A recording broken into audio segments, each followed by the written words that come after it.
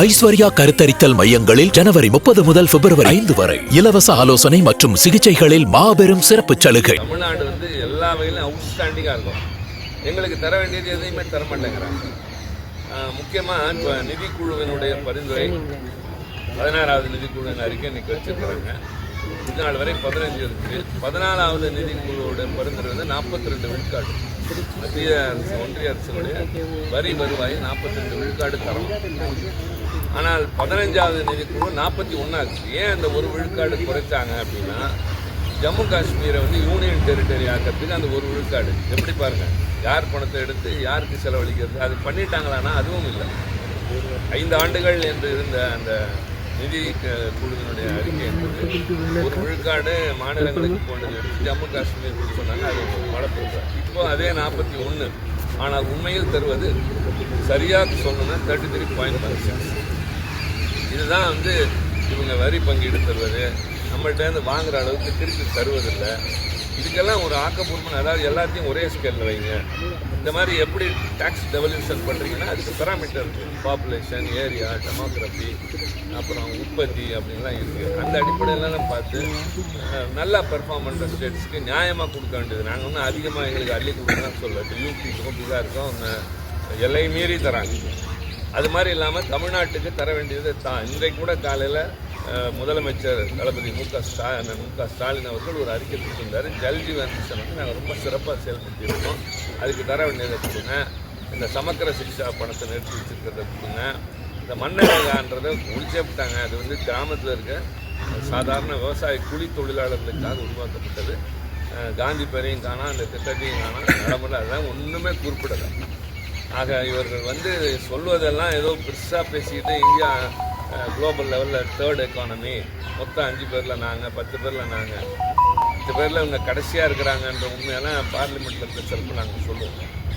எந்த அளவுக்கு இந்தியாவுடைய தனிநபர் வருமானம் இருக்குது, எந்த அளவுக்கு உற்பத்தி இருக்குது, எந்த அளவுக்கு வேலை வாய்ப்பு இருக்குது.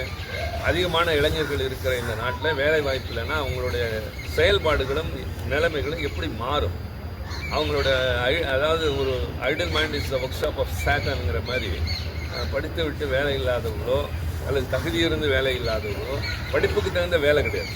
இங்கே ஹையர் எஜுகேஷன் அதில் கூடியிருக்கு, ஆனால் அதுக்கு தகுந்த வேலை வாய்ப்புகள் இல்லாத நிலைமை, வேலை வாய்ப்பு திண்டாடிக்கிட்டு இருக்காங்க. இதில் நான் இதில் என்ன, பொதிகை மலையில் ட்ரக்கிங், அது என்ன தானாக நடக்கும். பொதிகை மலையில் மலை ஏறுவது தான் ட்ரக்கிங்னு சொல்கிறது. அப்புறம் இந்த காஞ்சிபுரத்தில் அது என்ன தம்பி, ஏதோ பறவைகளுக்கு ஒரு என்ன பழவேற்காடு, அது இதெல்லாம் அறிவிப்பு தமிழ்நாட்டுக்கு. என்ன சொல்கிறதுன்னு தெரில. ஆக ஒரு ஒன்றிய அரசு என்பது கடமையை உணர்ந்து, நாட்டின் நிலைமையை உணர்ந்து, உலக நாடுகளுடைய இப்போ தங்கத்தோட விலை இப்படி தாறுமாற ஏறிக்கிடுது. ஏழை எளியவங்கள்லாம் ஒரு தாலி வாங்க முடியல, ஒரு காதில் கடுக்கன் போடுறது கூட பெண்களுக்கு மறந்துட்டு, மூக்குத்தி போடுறது கூட இனிமேல் கனவு அப்படிங்கிறப்ப அதுக்கு இம்போர்ட் டியூட்டியை குறைங்கன்னாங்க. அதுக்கு ஏதாவது வழி சொல்லணும், இது ஏறாமல் பார்த்துக்கலான்னு சொல்லணும். அபவ் ஆல் இன்றைக்கு உலகத்திலேயே மிக அதிக அளவிற்கு பணத்தினுடைய வீழ்ச்சி என்பது இந்தியாவுடைய பணம். 92 rupees per dollar. எங்கே இருந்துச்சு 60-62 இருந்ததே கூட 92 ரூபா ஆயிடுச்சு. ஆக அதை சரி பண்ணாத வரைக்கும் உங்களுக்கு எந்த பணவீக்கம் குறையாது, விலைவாசி குறையாது, எல்லாம் கூட்டிகிட்டு தான் போகும். நீங்கள் வெளியிலேருந்து இறக்குமதி பண்ணுற தங்கத்துக்கு you have to pay in dollars. அந்த மாதிரி தான் பண்ணணும். ரூபா கொடுத்தீங்கன்னா வாங்க முடியும். இந்த மாதிரி இருக்கிற நிலைமையில் அதை உருவாக்குவதற்கு, அதை சரி செய்வதற்கு, ஏழை எளிய மக்களை கவனம் செலுத்துகின்ற அளவிற்கு, தனி மனிதர்களுடைய வாழ்வின் உயர்வாதற்கு, வாழ்வாதாரத்துக்கு, இளைஞர்களுக்கு இந்த பட்ஜெட்டில் என்ன இருக்குன்னு பார்த்தீங்கன்னா நத்திங்.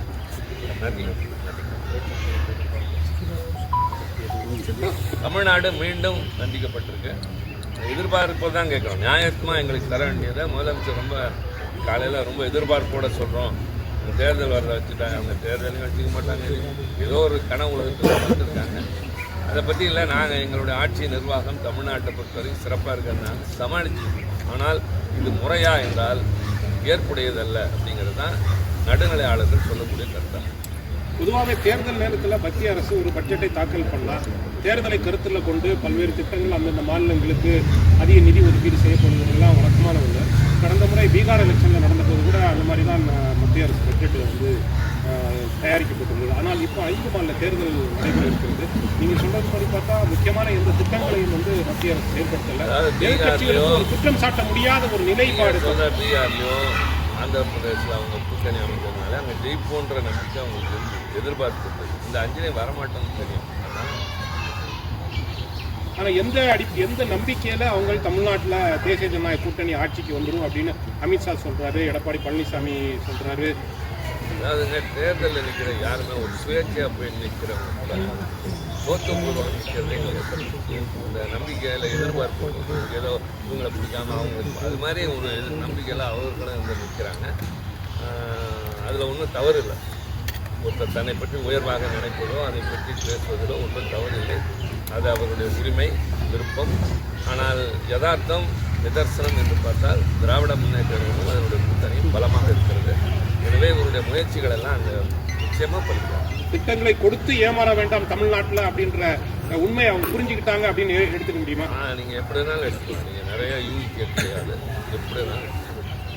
ஐஸ்வர்யா கருத்தரித்தல் மையங்களில் ஜனவரி 30 முதல் பிப்ரவரி 5 வரை இலவச ஆலோசனை மற்றும் சிகிச்சைகளில் மாபெரும் சிறப்பு சலுகை. பிளே ஸ்டோர் மற்றும் ஆப் ஸ்டோரில் இருந்து பாலிமர் செயலியை QR கோடு மூலம் பதிவிறக்கம் செய்யுங்கள். செய்திகளை உடனுக்குடன் பெறுங்கள்.